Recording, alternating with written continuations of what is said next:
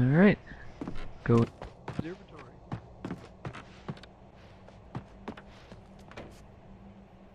Make sure there's nothing in the room for me to take. Loot his dead body.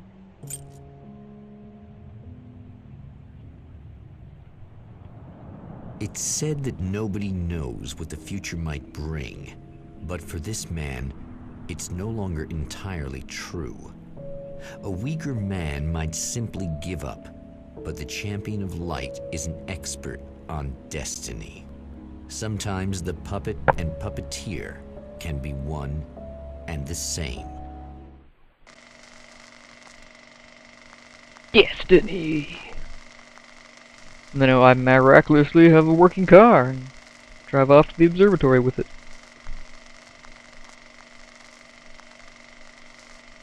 Mount Redtooth, its top littered with man-made eyes that stare into the endless depths of space. Tonight, the Champion of Light will depend on them to pick out a message from the ether.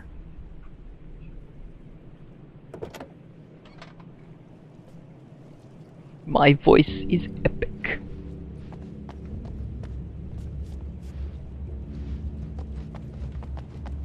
As history repeats itself, the man remembers the patterns. He knows that he needs the missing part for the telescope. I better find Dr. Meadows' car.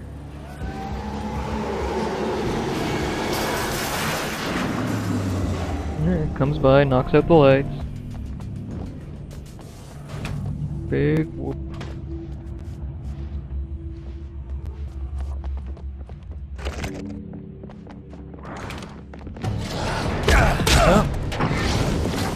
Visitors!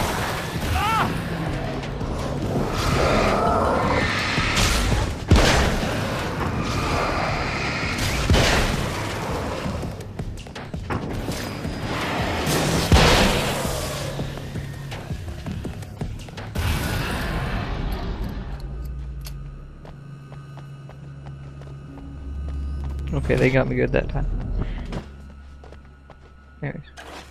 Back. Oops.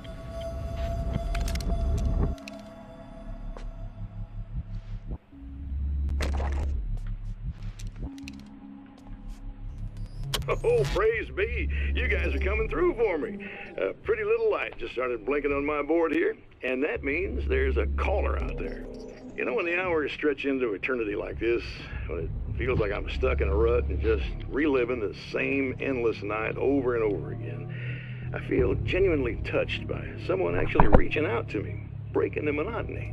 I just want you to know that it really matters to me. Caller, you're on the air. You suck, Eddie! Did you know that this is my dream job? True fact.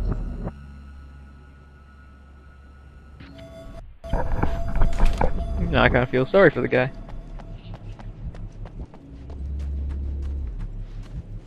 Wouldn't the old god still be there in the studio with him though? 'Cause time and whatnot?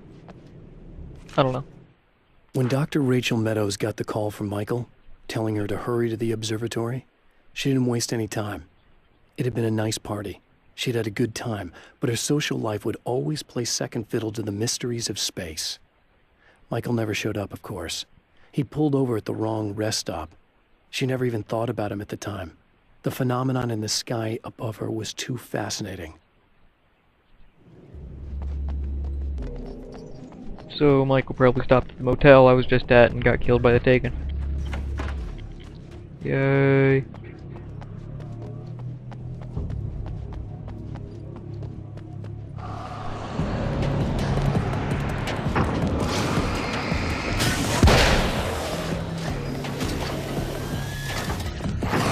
Grenade!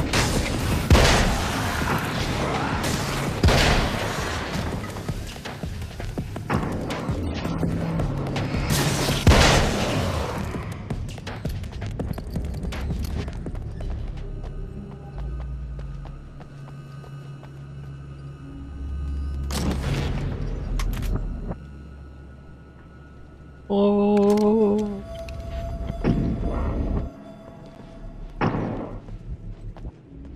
I don't actually look through the scope.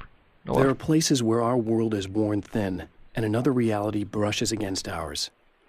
One such site is Cauldron Lake near Bright Falls, Washington. But there are others. That other reality is dark, vast, and malleable, always in flux. In its depths dwell vast forces and alien energies. They're dangerous. But in one of these places, if you know how, you can channel the power of that place and use it to shape reality.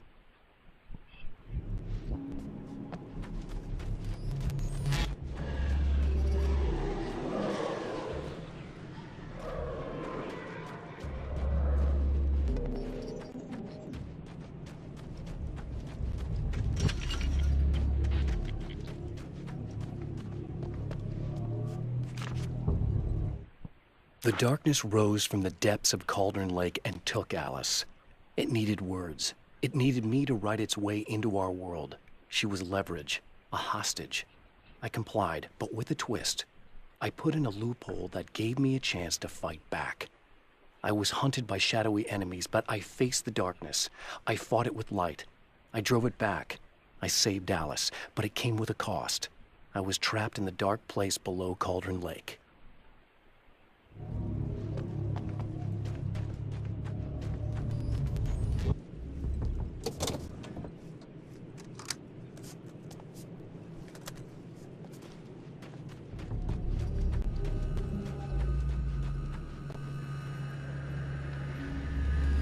See, I don't remember her car being here. Her car wasn't here last time. Something happened.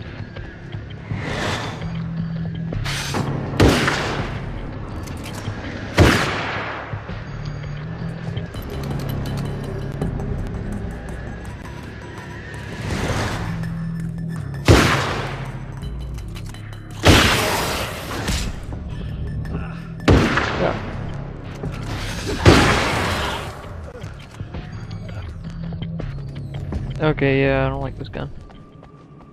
Fire rate's too slow.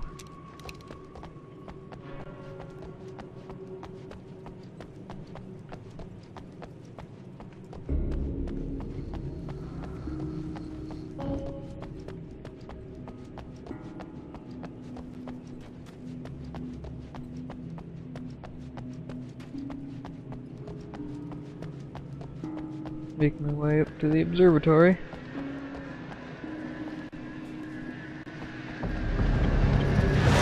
Bird.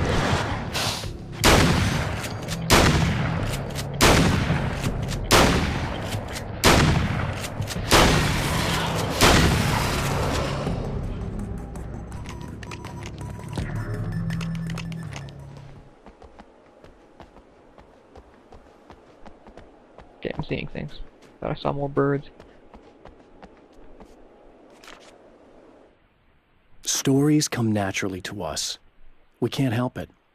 There are many different worlds, many competing realities within our heads, fueled by books, television, even barely remembered childhood tales. There's an endless supply of fictional concepts more familiar to us than anything or anyone real. We have a far greater connection to the fictional characters we know and love than the random people we pass on the street. Our destinies and inspirations are shaped by lies, myths, and fables. Deep.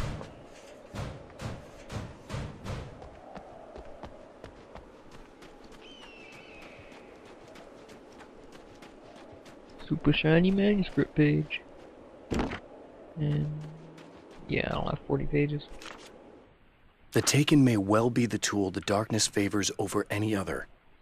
At some point, they used to be human, but whatever humanity they once had is long gone. Now they're just shells covered and filled by darkness. The Taken Mr. throws at me are more grotesque and varied than the ones I first encountered in Bright Falls. But I know how to deal with them. I'd be lying if I said they don't frighten me. But I've survived worse. I can't let them stop me.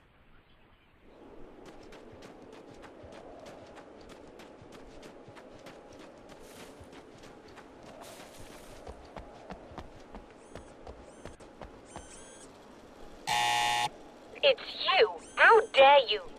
No, wait. It isn't you, is it? I suppose you'd better come in. I'll unlock the door. Thanks. That was fast. Another episode of Mr. Scratch being a douche. I know what you're thinking. Evil twin, supernatural powers. But most of the time, I just like to keep things basic. I want you to understand that.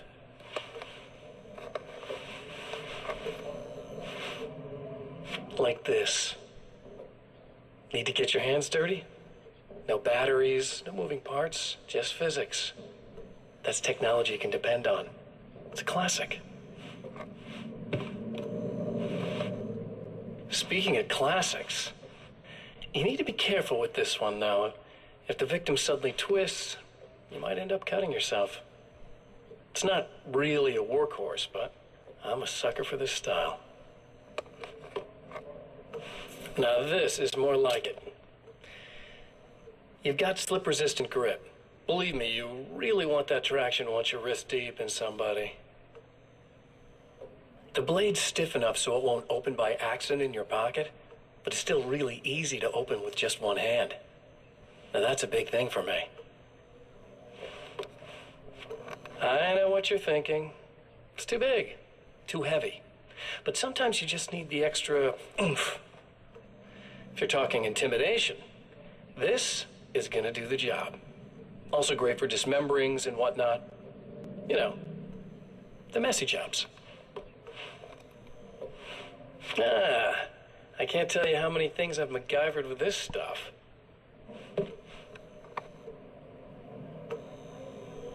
Okay, now, guns. Not a big fan. I mean, how are you supposed to really connect with somebody with a bullet? I want you to understand that. I take pride in what I do. We can't both be worthless hacks, can we?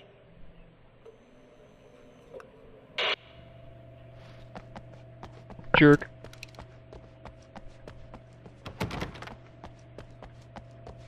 I guess I'll just run up and checkpoint something. You'll have to forgive me, but this feels very strange. It seems like this has all happened before. I have the replacement part for your telescope, Doctor. All right. Let's get it installed.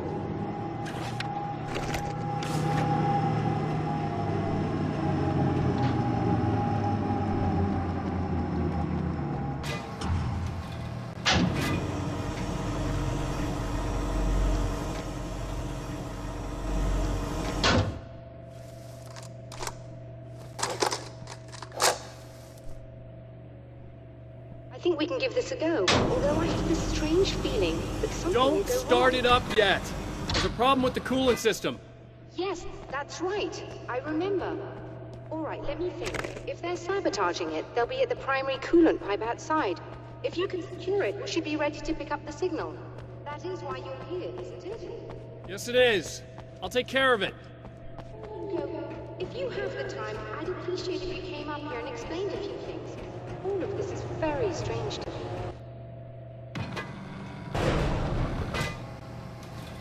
Yeah, it was a good chance to talk to characters, flesh out the story a little bit.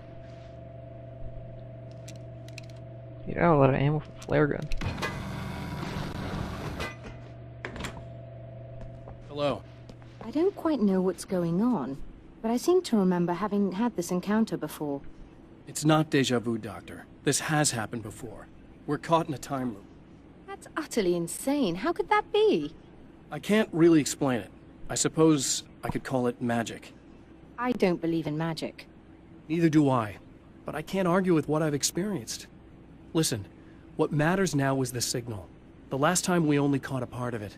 I need the rest of it. Whether you believe me or not, you want to look into this as much as I do, right? Yes. All right. Not at all. Just, yeah, I'll cut it out here.